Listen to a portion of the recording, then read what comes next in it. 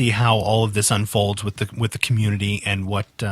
I'd like to see what people are really voting for. Like when the chips are on the table, I mean, Wizards of the Coast has called out the community saying, hey, if you don't like it, you change it. What were the things that you liked or that are no longer here? Right. And they may pick out a bunch of all these things, and then whenever you put it on a microscope, now you realize, wow, it didn't really work very good back then, did it? Right. THAC0 really did kind of suck. Right. Yeah. You know? I totally agree. THAC0 did suck. You know, but there are people who love it in theory in the back of their mind. Because they remember it being good. Because you remember it that way. That's what I'm afraid of is they're putting a lot of the work on the fans' shoulders now, and now it's like complain this, no, you didn't like 4th edition. Right. Let's see if you like 5th. Yeah, no, I like that. It's going to be an interesting couple years. I'll be very curious to see what is at Gen Con this year, because there's going to be something. Well, yeah, because 4th edition will now be the lame duck. Yeah.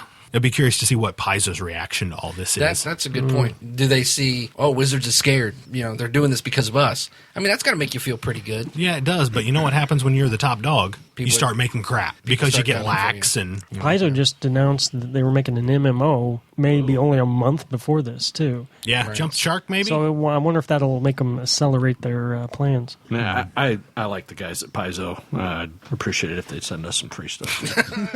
Cha-ching! Plug. Cha-ching. I had to get that in there somewhere. Nothing but class with that one. I don't know. It's going to be a long couple years because, like you say, now it's a lame duck. Now we got no push. And what will their...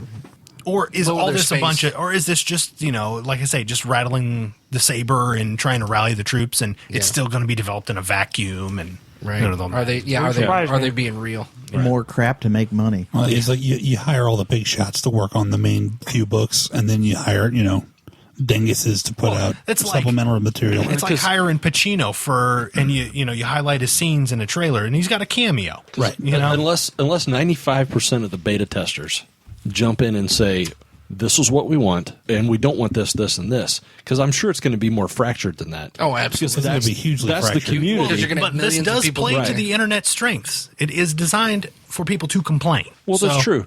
But the cynical part of me believes that the game will be made in a vacuum. Could you imagine? And that they're going to do it themselves. Could you imagine what D&D would look like if you gave the control to the community? Oh, yeah. It would be a mess. It ushers in the other part, too, and this can be a quick little thing, but it got me thinking about all the editions of all the books that I have bought and never actually played before it got leapfrogged. And this is yet another one.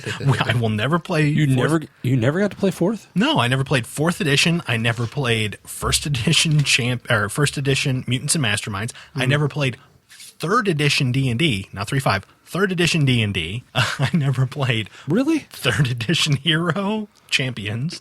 I'm like the kiss of death. If I buy a core rule book for a system, the new edition's coming out. It's guaranteed. So what we need to do next Gen Con is follow Dan. Look at the things. Well, okay. Look at what Dan buys. Here's case in point. Last night. Don't buy it. Last night, I almost took a chance on an eBay auction. Didn't have a picture, but it said it was the faux leather-bound Aces and Eights book. I'll throw $40 at it, right? I didn't win, but I know, sure enough, had I, the next edition of Aces and Eights would have been forthcoming. All right, Dan, I am hereby... Hackmaster, whatever edition was before this one, that's the one I have the core rulebook to. I'm hereby forbidding you from buying Aces and Eights. And on that note, thanks for joining us, and we'll see you guys next week.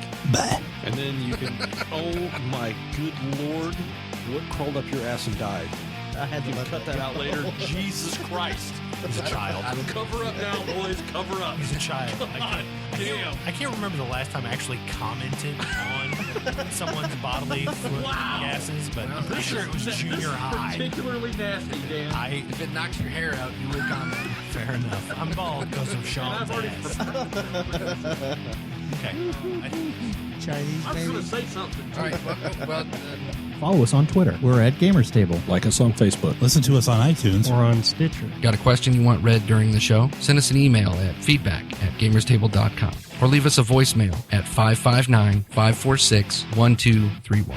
Check out some other great shows affiliated with us at rpgcrosstalk.webs.com. You have been listening to Gamers Table, registered trademark Side Tangent Productions.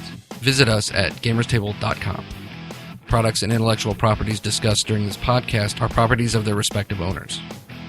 This production is for entertainment purposes only. Any commercial broadcast is prohibited without written consent from Side Tangent Productions.